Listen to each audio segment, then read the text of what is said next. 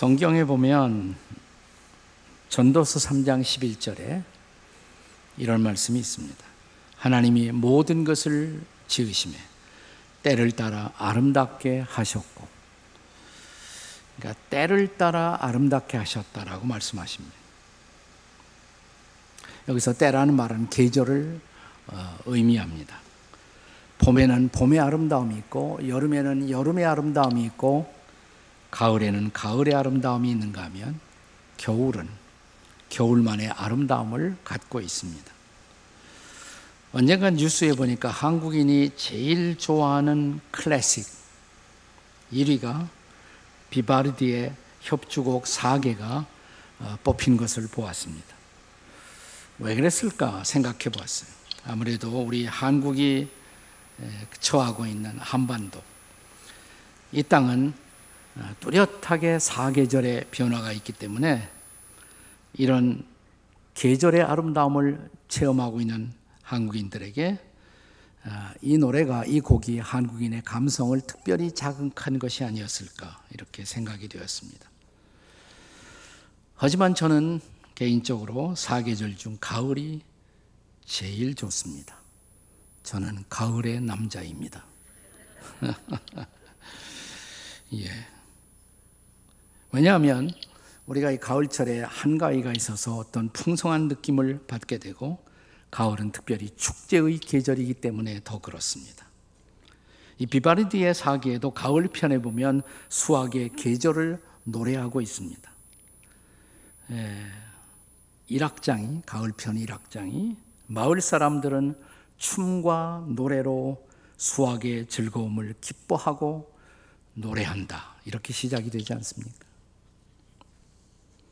지난 시간에 저는 이스라엘의 7대 절기를 소개한 바가 있습니다. 그런데 이 7대 절기 가운데 4개의 축제는 봄에 있어요. 유월절, 무교절, 초실절, 오순절, 이건 봄철에 있습니다. 그런데 나머지 3개의 축제는 다 가을에 있어요. 우리식으로 계산하면 9월과 10월에 이 3개의 축제가 기다리고 있습니다. 이스라엘 달력에 보면 7째 달 그랬어요. 7째 달에 보통 그냥 세 더 더하기 하면 돼요. 그럼 우리나라의 10월입니다. 10월. 자, 이 계절에 이스라엘 백성들은 나팔절, 속죄일, 그리고 초막절 혹은 장막절, 이 3개의 계절을, 축제를 지나게 됩니다. 오늘 민수기 29장을 펼치면 1절이 이렇게 시작되고 있습니다. 자, 29장 1절입니다. 같이 읽습니다. 시작. 7째 달에 이르러는 그 달 초하루에 성회로 모이고 아무 노동도 하지 말라. 이는 너희가 나팔을 불나리라. 그래서 민수기 29장을 좀 나눠볼 수 있다면 29장 1절부터 6절까지는 나팔절이에요. 혹은 나팔절을 다른 말로 신년이라고 할 수가 있습니다. 그리고 29장 7절부터 11절까지가 속죄일 혹은 대속죄일, 그리고 29장 12절부터 마지막까지가 초막절 혹은 장막절이라고 할 수가 있습니다. 사실 그래서 이스라엘의 모든 명절, 모든 축제는 다 감사절이라고도 할 수가 있어요. 하지만 특별히 가을철에 벌어지는 3개의 명절, 3개의 축제는 무엇을 감사하라고 우리에게 가르치고 있을까요? 자, 아름다운 맑은 가을 하늘 아래 펼쳐지는 3개의 축제를 통해서 하나님이 가르치는 감사의 레슨을 함께 살펴보고자 합니다. 첫째, 나팔절의 레슨입니다. 나팔절의 레슨. 자, 우리가 성경에 보면 이 절기를 티스리월 혹은 7번째 달 그랬습니다. 1일, 이스라엘 달력으로 7월 1일, 우리 달력으로 말하면 10월 1일이라고도 할 수가 있습니다. 나팔을 부는 것으로 시작이 됩니다. 그래서 이걸 Feast of Trumpet, 나팔절 이렇게 부르기도 하고요. 또 이것은 신년의 시작을 뜻하기 때문에 히브리 사람들은 이것을 로시 하샤나, 로시라는 말은 본래 머리란 말입니다. 샤나, 그 해의 머리, 한 해의 머리. 로샤 샤나, 로샤 샤나라고 부릅니다.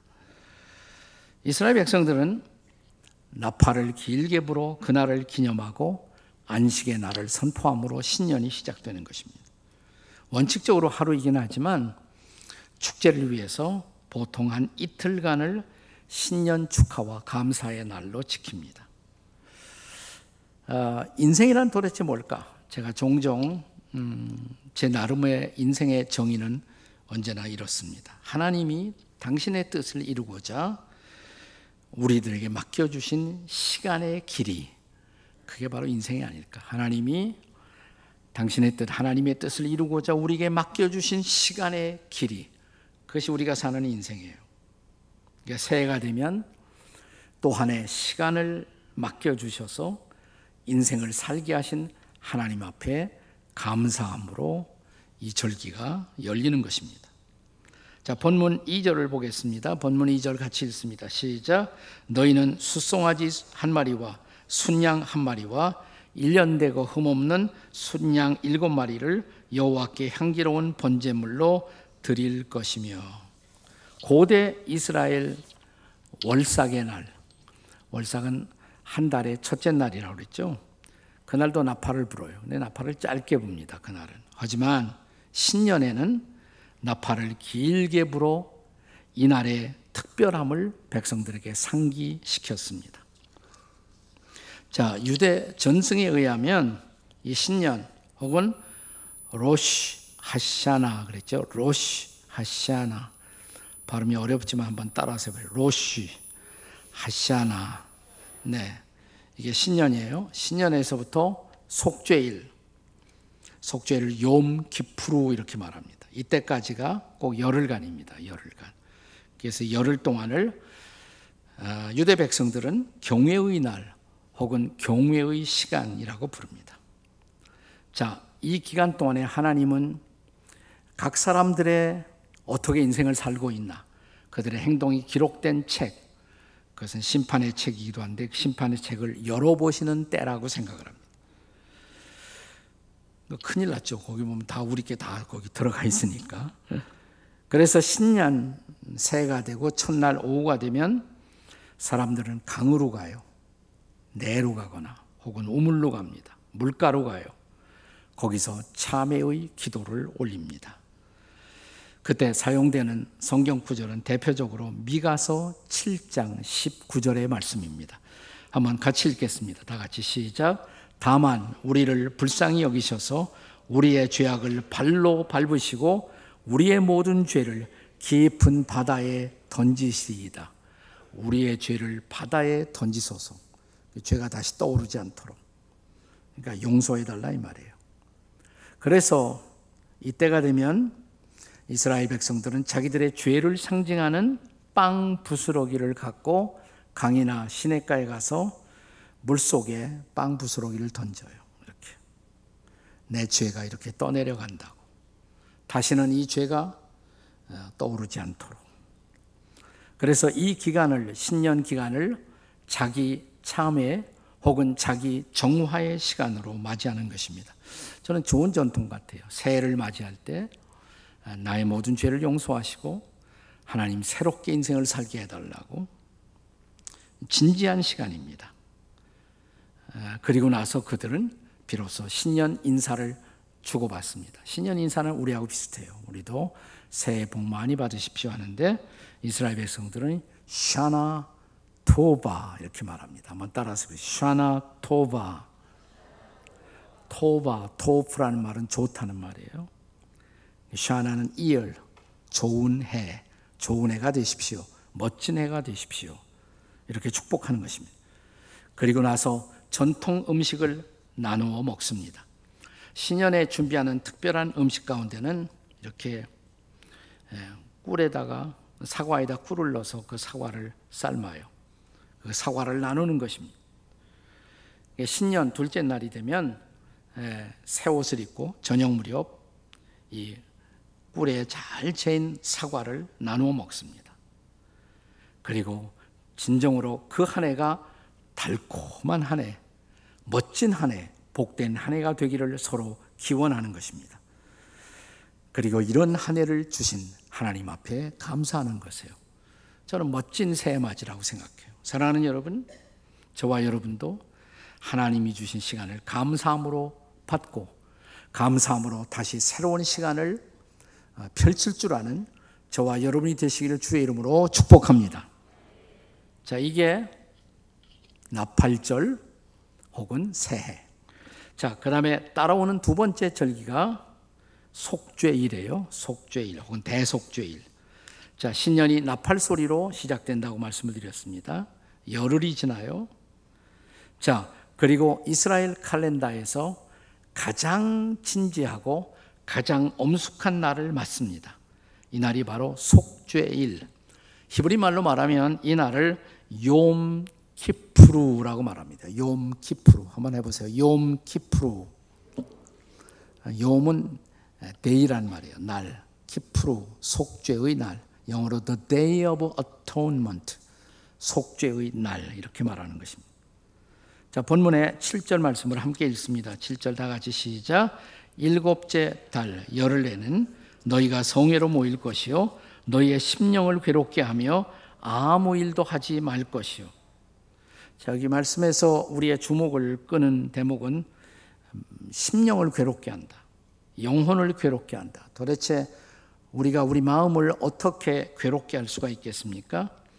이스라엘 백성들은 이 말을 금식하라는 말로 이해하고 있습니다. 그래서 그날이 되면 지나간 한 해 지은 모든 죄를 회개하기 위한 금식을 합니다. 하루 온종일 금식을 해요. 하루 온종일. 우리가 이슬람 사람들 보면 라마다 같은 것이 있고 굉장히 자주 오랫동안 금식을 하는데 이스라엘에서는 그렇게 금식 강조하진 않아요. 그러나 속죄일만은 하루 온전히 금식을 합니다. 모든 이스라엘 백성들이 그렇게 해야 돼요. 그렇게 하지 않으면 그들을 하나님의 백성 취급도 하지 않습니다. 예레미야 23장 29절에 보시면 자, 그날 속죄일에 금식 안 하는 사람 그 백성 중에서 끊어질 것이라 이렇게 말했어요.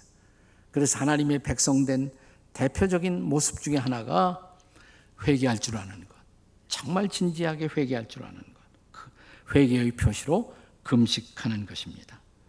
따라서 이날은 모든 오락과 노동을 금하고 하나님 앞에 자신을 살피는 일에 집중하는 것입니다. 근데 욤 키프루 이날은 모든 백성들에게 중요한 날이지만 제사장들에게는 더욱 중요한 날이에요. 제사장 중에서도 대제사장, 대표 제사장은 1년 중 유일하게 이날만 지성소에 들어가요. 그래서 지성소에 가서 하나님과 독대하고 하나님의 영광의 임재 앞에 서서 기도를 드리고 하나님의 응답을 받는 날인 것입니다. 대제사장은 보통 금색 흉패가 달린 채색 옷을 많이 입는데 이날만은 세마포로 짠 흰옷, 거룩한 옷을 입어야 했습니다. 만약 대제사장이 속죄일에 의식을 거행하다가 실수하면 그건 국가적 대재앙으로 간주되었어요. 그래서 대제사장은 주의하고 또 주의하고 또 주의하면서 이날을 준비합니다. 보통 욤 키프루 한 주 전에 집을 미리 떠나서 성전으로 갑니다. 성전에 가면 대제사장 숙소가 있는데 거기서 머물며 모든 의식을 기도로 준비했다고 합니다. 무엇보다 이 한 주간 동안 사체를 접촉하지 않는 것이 중요합니다. 사체는 부정하다고 생각했단 말이죠. 네. 그리고 진지하게 백성들을 위해 기도하며 이 날을 준비합니다.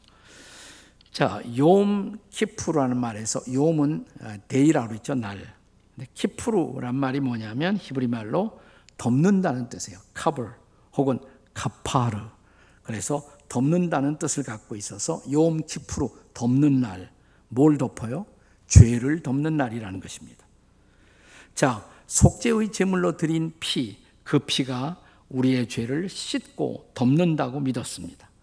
레위기 17장 11절의 말씀에 근거하는 것입니다. 같이 읽겠습니다. 시작.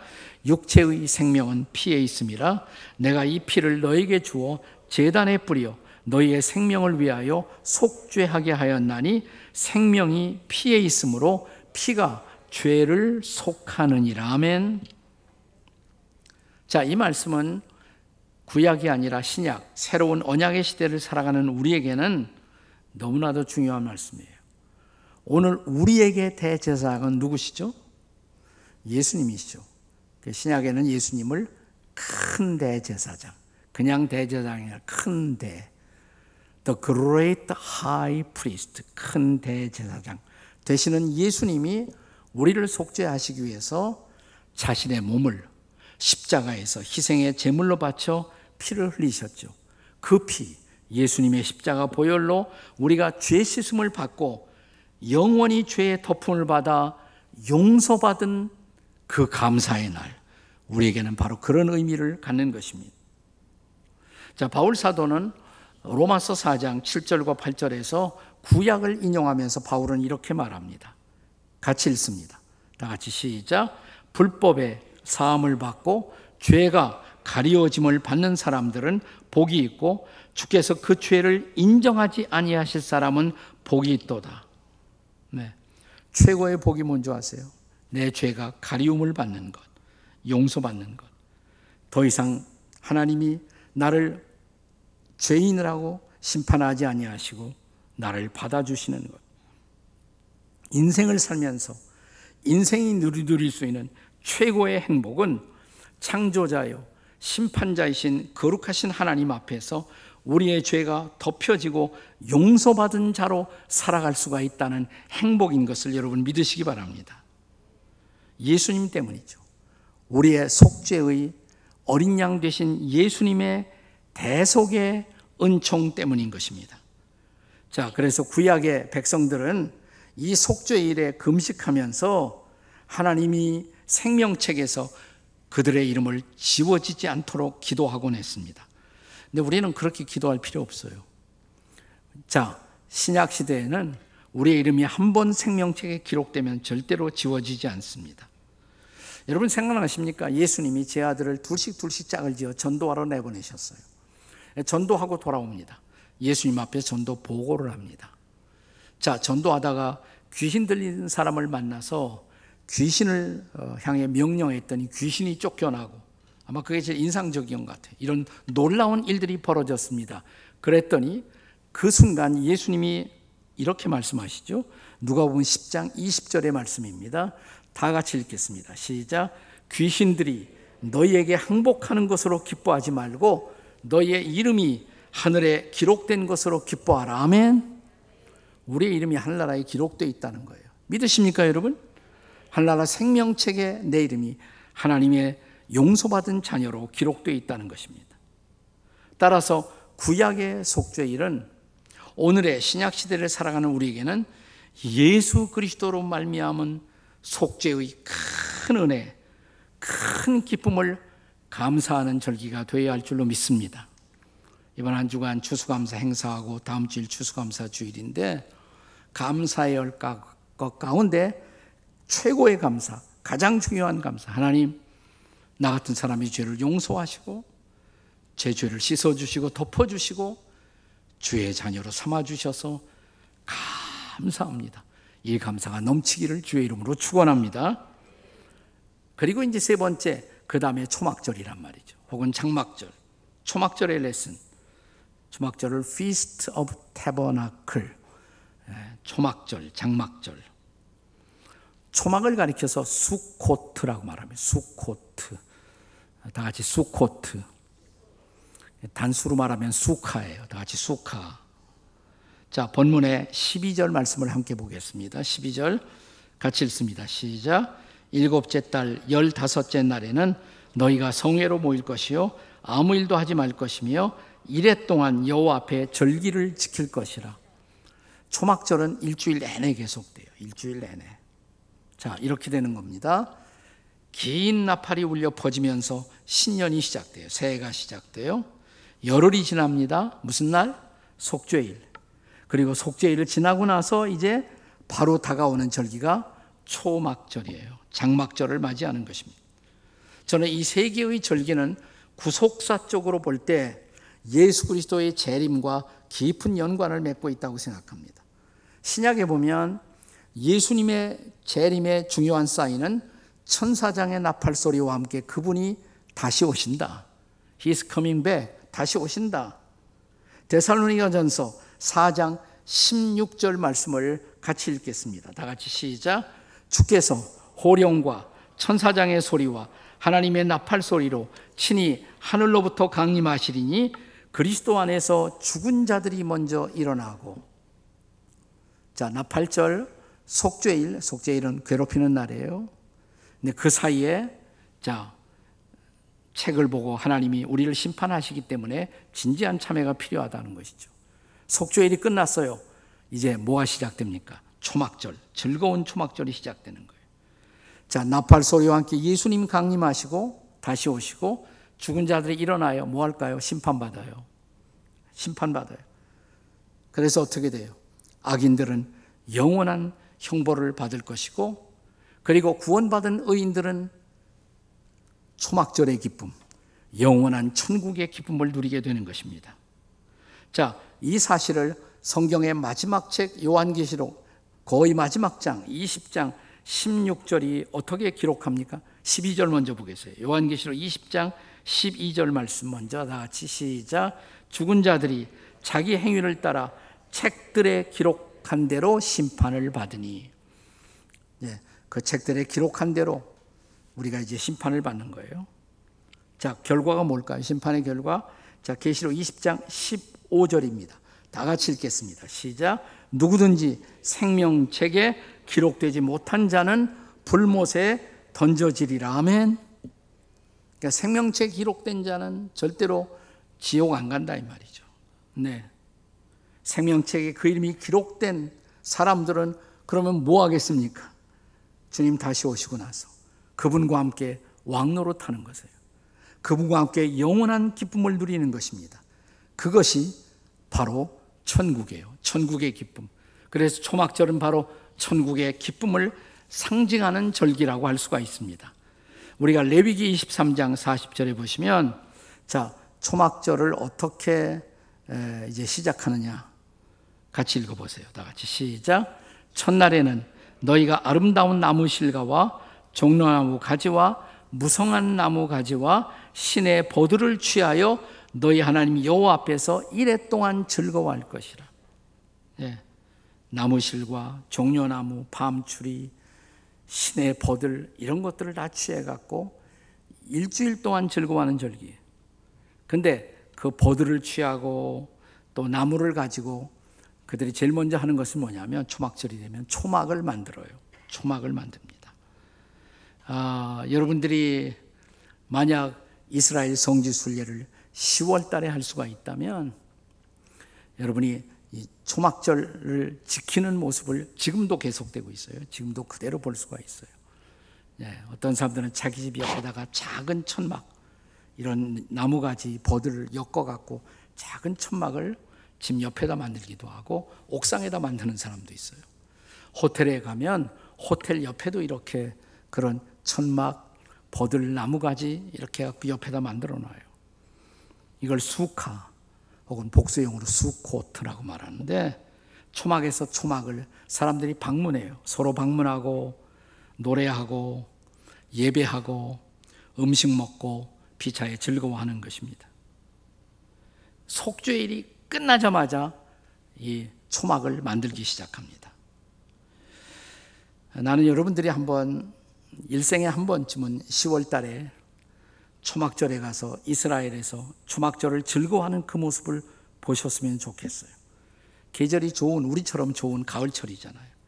추수의 보름달이 둥실 떠오르고 가을 하늘 청명한 그 석양역 예루살렘 언덕을 비추고 있는 부드러운 달빛, 집집마다 켜져 있는 메노라 촛불의 그 아름다운 모습은 우리의 숨을 멎게 할 정도입니다. 그 노란 불빛이 도처에 예루살렘은 전체가 다 석회암이에요. 라임스톤. 그러니까 석양의 광채와 어울려서 빛나는 그 모습은 문자 그대로 천국이에요. 천국. 가고 싶죠. 예? 예. 한번 갔다 오세요. 그 돈 많은 사람들이 가는 거 아니에요. 마음의 소원을 품고 기도하고 적금하시고 그러면 어느 날 그때가 올 줄로 믿습니다. 또한 할 것은 이동훈 목사가 그때까지 죽지 않도록 하셔야 여러분들이 저와 같이 갈 수가 있겠죠. 자, 초막절의 클라이맥스, 절정이 뭐냐? 그 절정은 제사장들이 실로암 못에 가서 물을 길어요. 길어다가 이제 와갖고 이제 보통 때는 예루살렘 제단을 매일 한 바퀴씩 돌아요. 한 바퀴씩. 근데 초막절 끝날, 이날을 큰 날이라고 그랬어요. 명절 끝날 큰 날. 그날은 제단을 7바퀴 돌립니다. 그리고 마지막 7바퀴를 돌면서 큰 소리로 제사장들이 외칩니다. 호시안나 라바 이렇게 외쳐요. 호시안나 라바. 위대한 구원의 주님. 위대한 구원의 주님 그런 뜻입니다. 다 같이 호산나 라바. 정확하게 하면 호시안나 이렇게 정확하게 말하면 그렇게 발음을 하는데 위대한 구원의 주님 그렇게 외쳐요. 여러분 신약에 보면 요한복음 7장에 명절 끝날 곧 큰 날에 예수님이 거기에 등장하십니다. 그러니까 초막절 마지막이에요. 마지막 날에 등장하신 거예요. 그리고 요한복음 7장 38절에서 뭐라고 외치셨어요? 초막절의 설교예요. 예수님의 설교. 다 같이 시작. 누구든지 목마르거든 내게로 와서 마시라. 나를 믿는 자는 성경의 이름과 같이 그 배에서 생수의 강이 흘러나리라. 아멘. 감동적인 설교죠. 인생이 얼마나 목말라하면서 살아요. 그런데 목마른 자들은 내게로 오라고. 제사장들이 상징적으로 물을 제단에다 막 붓는단 말이죠. 보기만 해도 풍성하잖아요. 너희 목마른 자들아 내게로 오라. 이렇게 너희의 목마름이 해갈되리라 이 말이에요. 여러분 무엇으로 인생의 목마름을 해소할 수가 있겠습니까? 권력이? 인생의 어떤 오락이 우리의 목마름을 해갈할까요? 예수님 아니면 절대로 해갈할 수 없어요. 그분만이 영원한 만족을 주시는 분인 것을 믿으시기 바랍니다. 우리는 그것을 감사하는 것이에요. 초막절은 메시아가 가져올 영원한 나라의 행복한 풍경인 것입니다. 성지에 가득한 10월 달에 가득한 그런 천막들, 수카, 수꽃들은 천국에 속한 하나하나 가정들의 행복한 가정의 초상화라고도 할 수가 있습니다. 자, 이스라엘 백성들은 광야를 행진하면서도 계속 천막을 짓는 일을 했어요, 사실. 자, 밤이 되면 더 이상 행진을 멈추잖아요. 그러면 가운데 성막을 차려놓고 그 주변에 계속 12지파가 동서남북으로 나누어져서 천막을 쳤단 말이죠. 그 수카는 바로 그런 천막을 상징하는 거예요. 하나하나가 바로 자기들의 집이죠. 수카 하나가, 천막 하나가 내 집입니다. 그 광야의 비바람을 이길 수가 있었던 것, 그 천막이 있었기 때문에, 그 수카가 있었기 때문에 거기서 가족들이 스킨십을 하고 서로를 위로하고 격려하고 비바람을 이겨내고 만나를 거두며 하나님께 감사한 행복한 기억을 일깨우는 계절인 것입니다. 그래서 초막절은 집에 대한 감사, 가정에 대한 감사, 또 그 집을 넘어서서 우리가 장차 누리게 될 영원한 집, 영원한 천국을 감사하는 것입니다. 지난 9월 6일인가요? 그 태풍, 요새 태풍이 이름도 괴상해. 무슨 흰남노인가 지난번에 태풍, 폭풍이 몰아치던 그날 포항의 지하 주차장에 차를 빼러 내려갔다가 사고가 일어났던 사건을 기억하시죠? 평소 몸이 아픈 엄마를 돕기 위해서 차를 빼라고 그러니까 같이 엄마 따라 지하 주차장에 내려갔던 15살 먹은 중학생 김군, 나중에 알려졌습니다마는 그 엄마와 그 아들은 좋은 그리스도인이었다고 합니다. 교회에서 충성스럽게 주님을 섬기던 엄마와 아들이었습니다. 그런데 주차장에 갑자기 물이 들어오자 엄마는 주차장 천정에 있는 난간을 붙들고 아들에게, 아들아, 너는 빨리 나가. 너라도 살아야 돼. 빨리 나가. 그때 아들이 물살에 밀려나가면서 엄마를 향해서 마지막 외쳤던 말 생각나시죠? 어머니, 키워주셔서 감사합니다. 키워주셔서 감사합니다.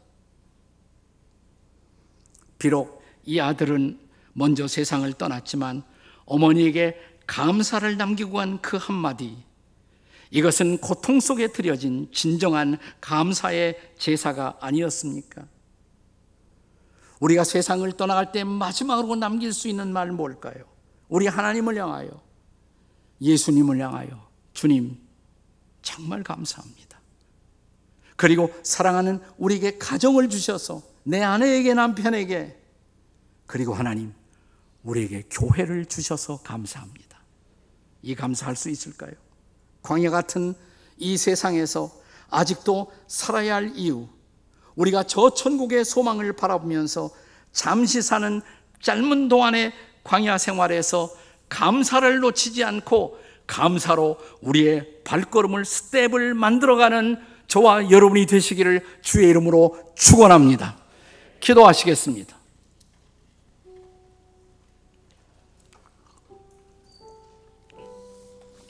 오늘 이 시대의 비극이 있다면 사람들이 감사를 잃어버렸다는 것입니다. 감사할 줄 몰라요.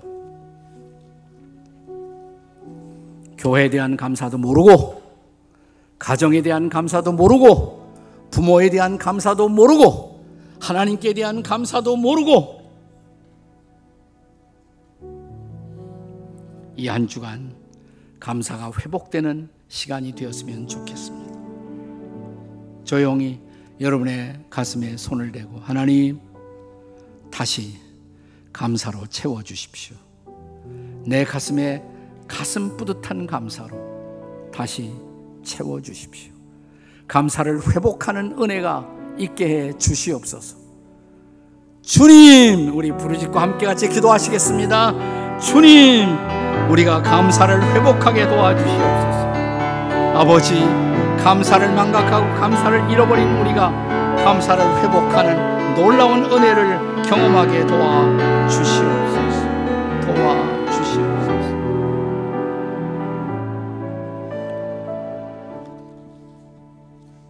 감사를 잃어버렸던 우리들입니다. 용서해 주십시오. 다시 감사를 회복하게 하시고 감사로 남은 인생의 발걸음을 만들어가는 우리가 되게 주시옵소서. 하나님을 인하여 감사, 예수님을 인하여, 성령님을 인하여 감사하게 하시고, 우리에게 가정을 주신 것, 부모를 주신 것, 나에게 사랑스러운 내 반려자를 주신 것 감사하게 하시고, 우리의 영적인 가정인 교회를 주신 것 또한 감사하게 도와주시옵소서. 예수님의 이름으로 기도합니다. 아멘.